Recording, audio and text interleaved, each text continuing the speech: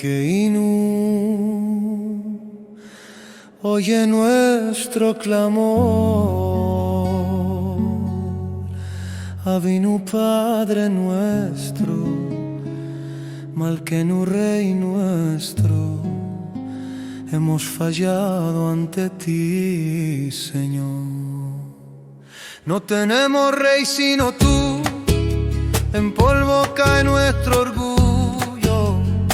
Haz con nosotros tzedakah, justicia y hesed, bondad en tu luz.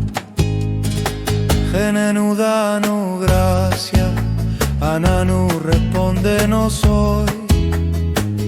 No tenemos mérito, Padre, solo lágrimas y voz.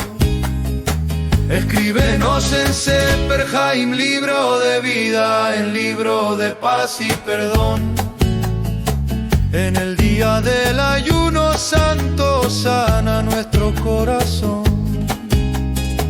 Cara rompe decreto duro, Batel cancela aflicción. Zahor recuerda que somos polvo, buscamos teshuva y perdón. Envía repo esa nación a los hijos de tu nación. Acerca la luz de la Geulá, trae consuelo y salvación. Shema con lo escucha nuestra voz, Jos ten compasión. Regem ten misericordia de Israel en dispersión. Abre puertas del cielo a la plegaria del mar.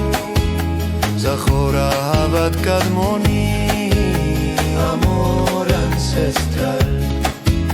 Hazlo por tu nombre santo, por tu diestra y tu honor.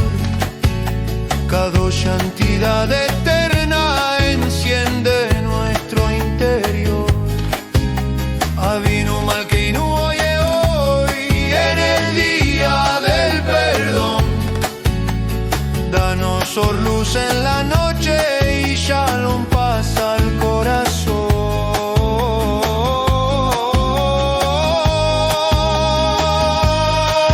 Padre nuestro, Rey eterno, recibe nuestra teshuvah. Catadu, escríbenos en vida buena, en tu libro de bondad.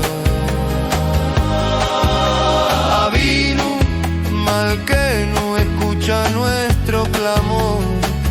Con justicia y misericordia, danos vida y tu favor.